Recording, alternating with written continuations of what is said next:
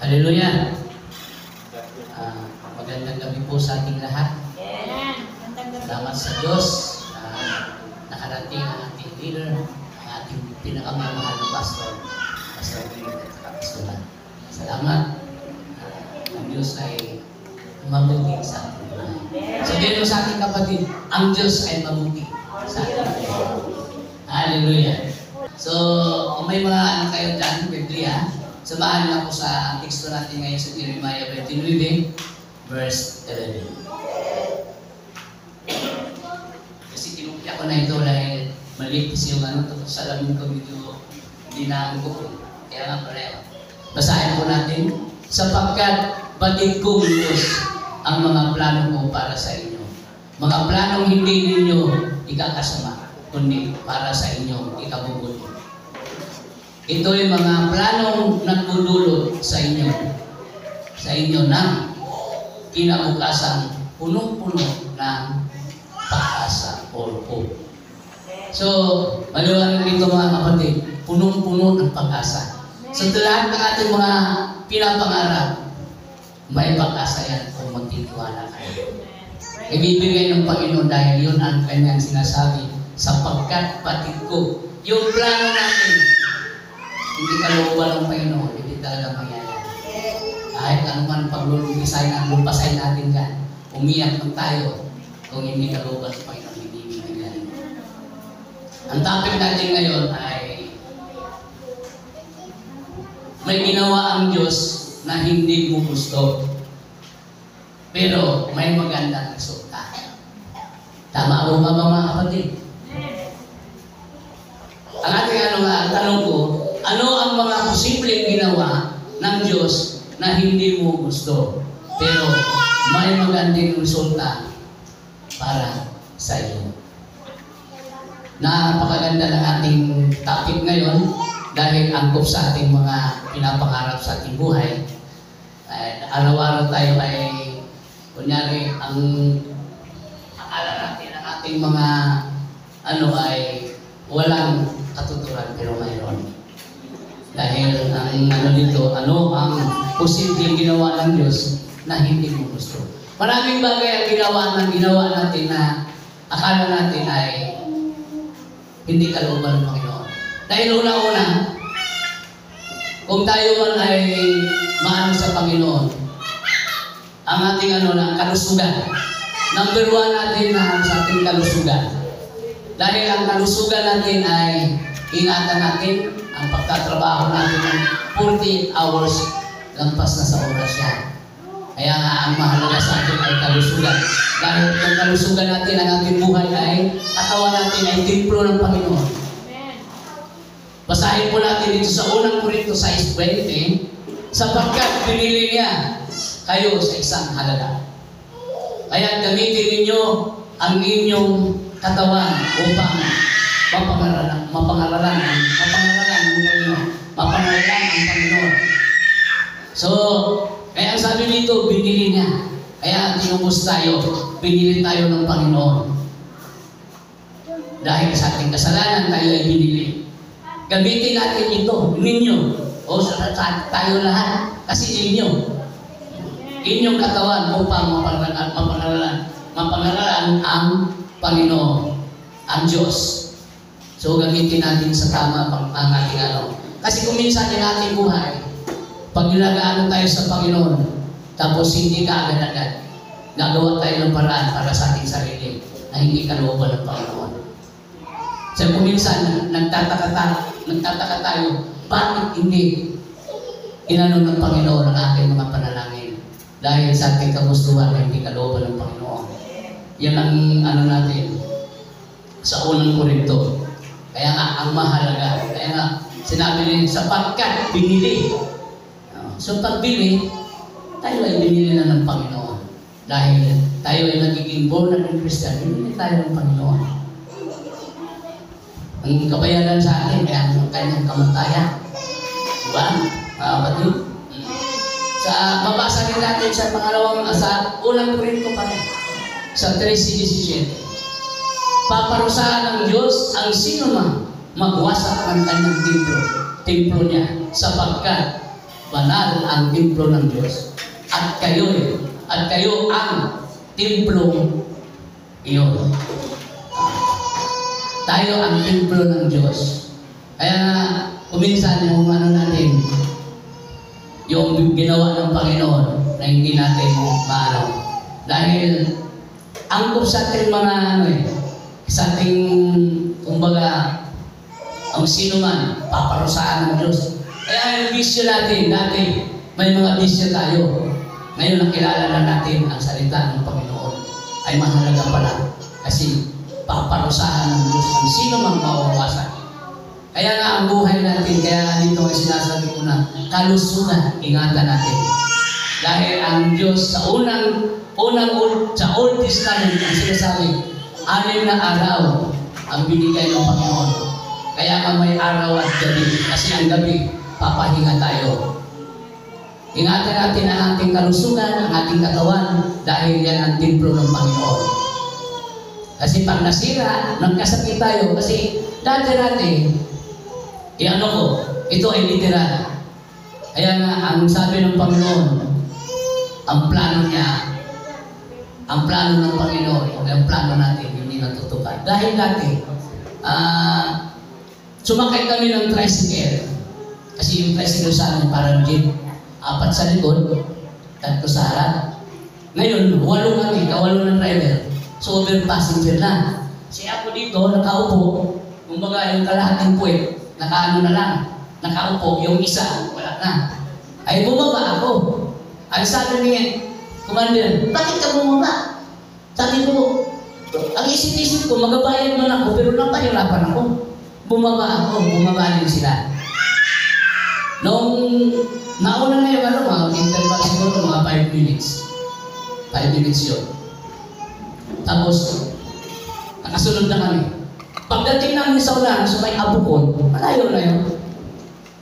Na-disgrasya yung nauna. Na-disgrasya. Kami pang nag-rescue. Pagtingin ko sa yung tricycle na yun nasasakyan sana namin. Sabi ko, tingnan mo. Ang kalooban ng Panginoon, kabait. Nagreklamo tayo dahil bakit hindi tayo sumakay. Pero yung pala may purpose ang Diyos. Bakit tinanggal ako doon? Ako ang nagiging suplado doon. Dahil sabi ko, isip-isip ko, pares lang ang bayan. Tapos, yung kabila na lang ako. Noong na-disgrasya, kami ang tumulong doon sa na-disgrasya. Sabi ko, tingnan natin, ang Panginoon, inalis kami doon. Yung pala may purpose ang Diyos. May purpose ang Diyos. Ayun, palagay natin, gano'n ang ating may kwento mga kwento ko na. Ngayon, siyempre, ang inalaga natin kalusugan. Ngayon, hindi ka nagkain, pataba ka ng pataba. Tapos, hindi ka booking. Sana si Mrs. nag-booking So ngayon, nakmotor ka. Nasa kalagitnaan, na-flat. Walang signal, hindi ka makatawag, walang rescue. So anong gagawin mo? Ditutulak mo yun. 2 kilometro bago yung organizing. Tutulak mo yun. Pero, purpose sa Diyos, bakit yun? Bakit para yung katawan mo ay makapag-exercise ka. Akala natin wala nang pero may purpose sa Diyos doon. Bakit? Hospital. Ay sabi ko, kumain ka ng gulay. Hindi ko pong kakain ng gulay. Kailangan mga karni-karni, adobo, o ano pa dyan, pumba, or bulalo. Na-hospital. Na-hospital yun. Ang sabi ng doktor, bawal ka kumain ng karni, bawal kang maggulay ka. Gulay kainin. May purpose ang Diyos. Kasi hindi ka kumakain ng gulay. Akala natin wala yun. Pero yun, lahat ang ginagawa ng Panginoon sa atin, akala walang nagreklamo tayo, yung pala ay purpose ng Panginoon. Inaayos ang ating kalusugan. Hindi mo ba? Pangalawa, mabasa rin natin dito sa Roma 12:1 para maano natin, makunik natin yun. Kaya nga, mga kapatid, alang-alang sa masaganang habag ng Diyos sa atin, ako'y nakikiusap na ialay ninyo ang inyong sarili bilang isang handog na buhay banal at kalugod-lugod sa Diyos. O di ba? Kalugod-lugod sa Diyos. Kumbaga ito sarili natin i-alay ang sarili bilang isang handog sa buhay na banal at kalugod-lugod sa Diyos. Ito ang karapat-dapat na pagsamba ninyo sa Diyos. O, kalugod-lugod. Ano yung Tagalog? Pastor, yung kalugod-lugod, ano sa ano yun? Yung may ano pa dyan, maliban pa sa kalugod-lugod. Kaaya-aya. Mahirap itong English, Tagalog, Bisaya. Ganda ng mga ano ng Panginoon sa atin. Binibigay na mensahe ng Panginoon sa atin. Pangalawa, sa pangarap. Lahat tayo nangangarap. Walang isa sa atin na hindi nangangarap. Nangangarap tayo magkaroon. Hindi ka naman siguro nangangarap ng wala. Kailangan magkaroon ng bahay, magkaroon ng sasakyan. Hindi masama ang mangarap. Basta kalooban ng Panginoon, ibibigay yan. Pangarap. Kung kumisan yung mga ating mga prayer, ang ating mga panalangin na hindi nakakarating sa Panginoon. Dahil tayo lagi, hindi naman sa nagmamadali. Gusto natin, pangingin natin sa Panginoon. Lord, bigyan mo ko ng ganito. Kailangan mga 3 buwan, nandiyan na. Hindi po. Kasi 3 ang bagay na ano ng Panginoon sa pangarap mo. Yes, no, at saka huwag maghintay. Pero ang tao, kuminsan hindi kayo maghintay. Lalo na pag napangakuhan tayo ng kapwa. Ay, gusto natin, nangangako siya, pero hindi pa. Ay, mamaya, kung wala pa, hindi pa dumating yung kanyang biyaya. Ano ibibigay sa'yo? O, kaya nga hindi makakapaghintay. Tama ko ba, mga kapatid? Tayo lagi nagmamadali. Kahit ka sa sa trabaho, nagmamadali ka. Gusto mo, nakakarating ka na doon. Pero hindi mo alam kung ano ang burden sa iyong unahan. Baka may nakaano doon. Lagi tayo nagmamadali. Hintayin natin ang Panginoon. Kasi nakakalagay dito, the strongest weapon, patient. Diba? Yun ang pinaka-strongest natin. Sa ating mga panalangin, patient lang. Patient lang. Yung mga transaction natin paparating, patient lang. Huwag natin madaliin. Dahil hindi tayo ang nagpo-proseso. Ang Panginoon. Lahat ng bagay gusto natin andyan na, pero ang Panginoon, sa Kanya tayo umuhugot ng lakas, sa Kanya tayo umuhugot ng lahat nating kinabubuhay. Sa Panginoon tayo umuhugot lahat. So wala tayong karapatan magreklamo, Lord, bakit hindi pa dumating? Hinihintay ko, may babayaran ako. Pero sabi ni Lord, magmadali ka na. Hintay mo pa siya. Mamaya, mararating natin yun. Ayon dito sa atin sa Kawikaan 16:9, ang tao ang nagbabala, ngunit si Yahweh ang nagpapatupad. Emino ba? Tayo ang nagbabala, tayo lahat. Pero ang Diyos ang nagpapatupad.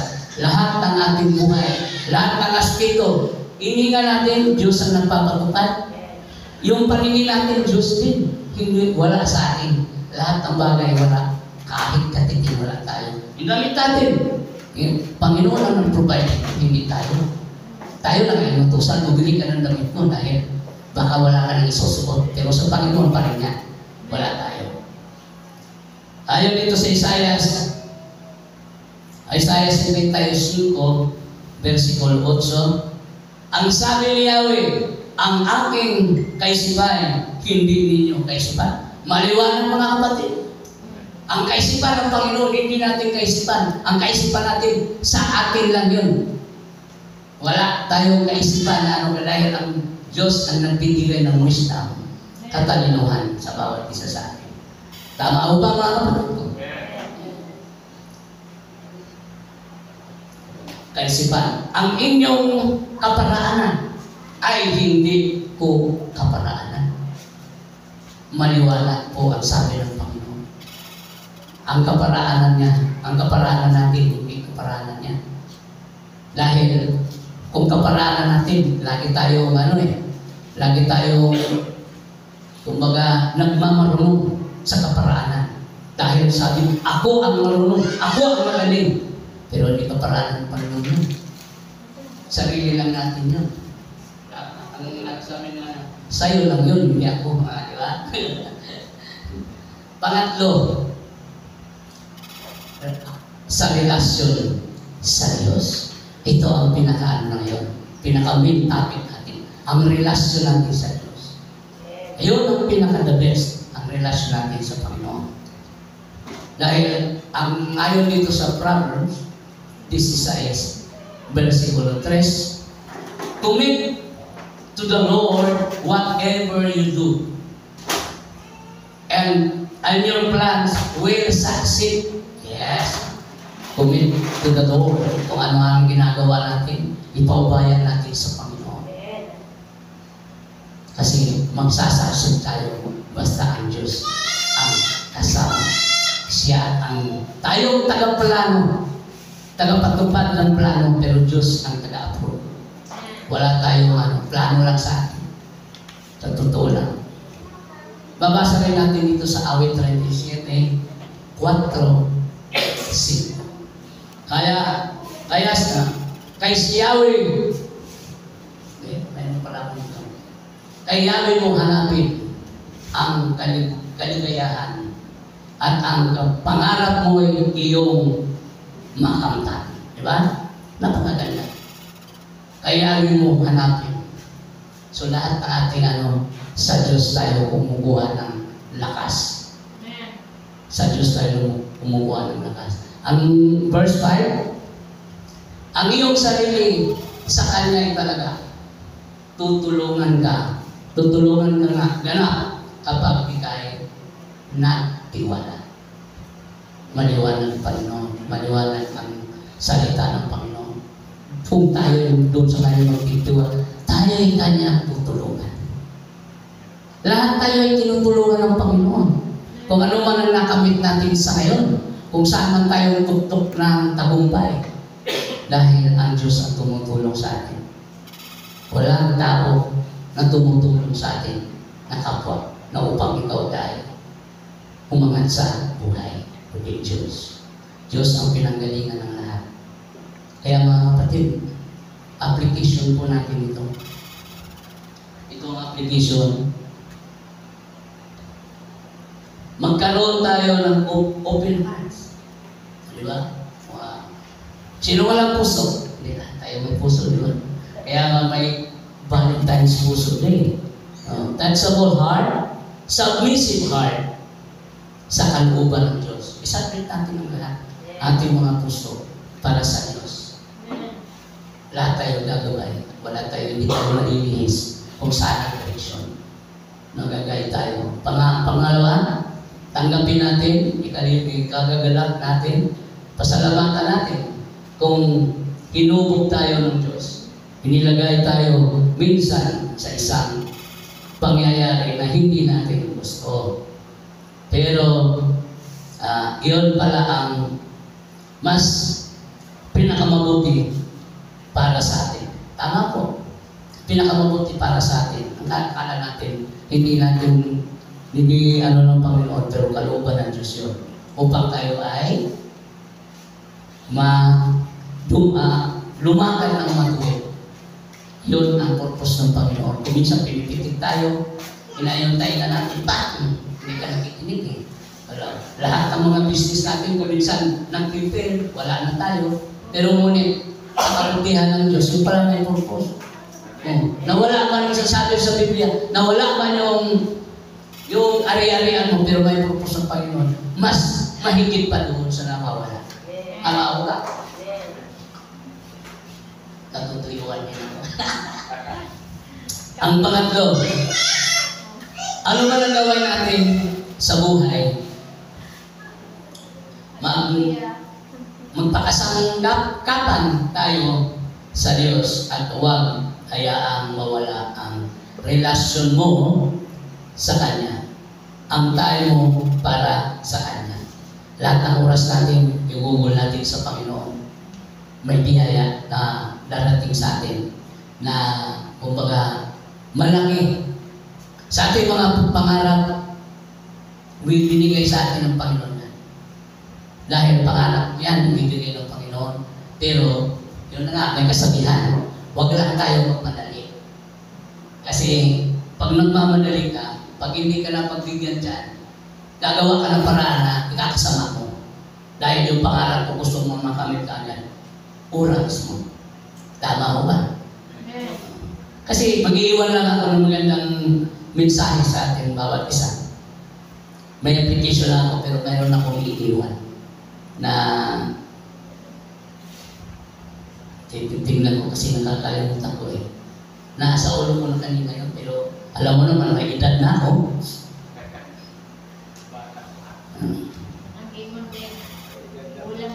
Tatlo lang yan ako eh.